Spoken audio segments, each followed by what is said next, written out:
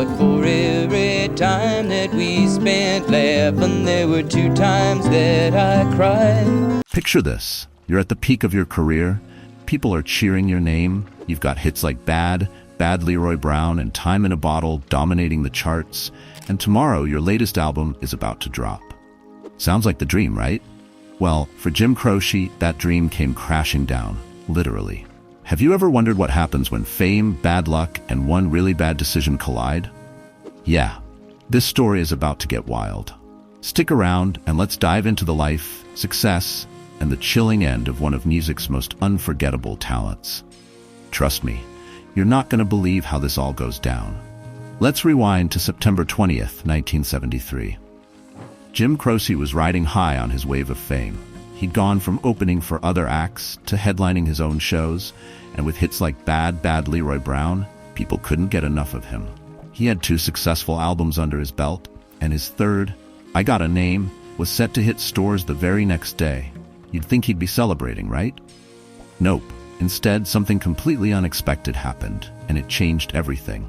Today, we're diving into Jim Croce's life story, the rise, the fame, and that one fateful night that took it all away.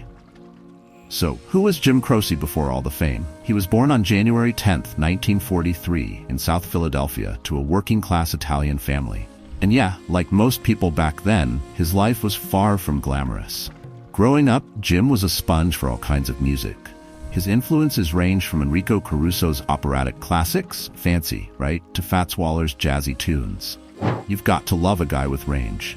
Then he got his first guitar and started messing around with R&B, rock and roll, country, blues, and folk music.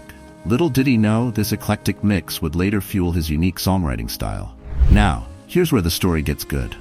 Jim made history in his family by actually going to college, Villanova University, making him the first to pursue higher education.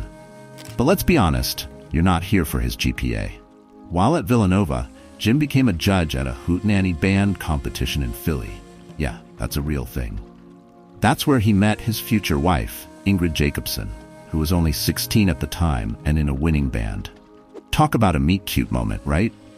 Soon, Jim and Ingrid were performing together, and in 1966, they got married, the dream duo.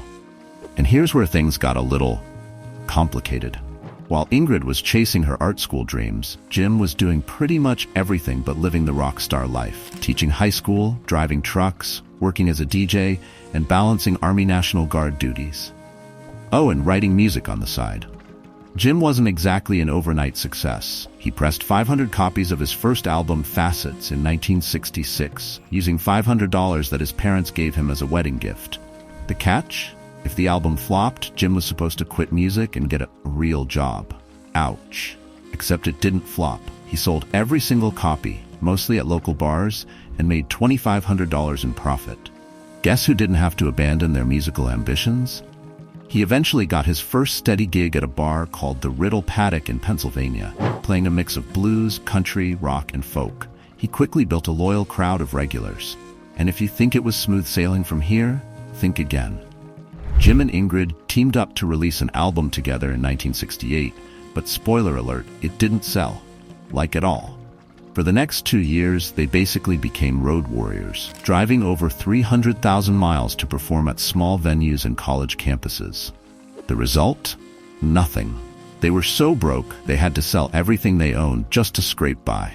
At one point, they were down to one guitar and living in a Pennsylvania farmhouse that was basically a musical commune. And guess who was hanging out there? Future legends like Bonnie Raitt, James Taylor, and Randy Newman. Not too shabby for a couple of struggling artists. But even when the money was tight, Jim kept writing. In fact, he wrote Time in a Bottle after finding out that Ingrid was pregnant with their son, AJ. Talk about turning life's big moments into timeless music. By 1970, things started to look up.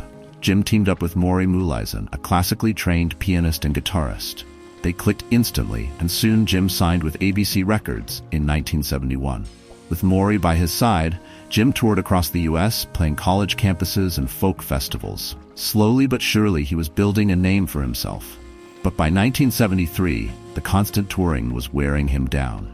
He was only making $200 a week, despite his growing popularity, thanks to some bad business deals. Even worse, he was missing his family, especially his newborn son. In a letter to Ingrid, Jim poured his heart out, saying he was tired of life on the road and ready to quit the music industry to live a quieter life. His words, "When I get back, everything will be different. I promise I'm going to concentrate on my health. I might even get a tan." Then came September 20th, 1973. Jim had just finished performing at Northwestern State University in Louisiana. He planned to stay overnight, but something told him he had to leave, right then. No one knows why. Maybe it was the stress, or maybe he just missed his family. Either way, he called up his pilot and decided to fly to Sherman, Texas for his next gig. Here's where things get eerie. His pilot, Robert Elliott, was a 57-year-old guy who had just run 3 miles to the airport. Yeah, no big deal, right? Except he'd just recovered from a heart attack. Still, they got on the plane. Jim, Maury, and a few others. The engine started, they took off, and then disaster. The plane crashed into a pine tree just 250 yards from the runway. Everyone on board died instantly. Jim was just 30 years old. Ironically, it was Jim's tragic death that catapulted him to even greater fame. Time in a Bottle became a #1 hit in 1974, and his posthumous album, I Got a Name, soared to success. At the 1974 American Music Awards, Jim was honored as Favorite Male Vocalist, Pop Rock. And that letter he wrote to Ingrid, the promise to live a quieter life and become a public hermit? Well, fate had other plans. Jim's legacy continues to live on, with his songs still played and loved to this day. His son, AJ, who was only 1 at the time of Jim's death, went on to become a successful singer-songwriter too. It's safe to say that Jim's music and influence are far from forgotten. So, there you have it. Jim Croce, an ordinary guy with an extraordinary gift, left us way too soon, but his music continues to inspire millions. If you're a fan of timeless tunes, hit that like button and don't forget to subscribe. You'll never know what legendary story we'll uncover next.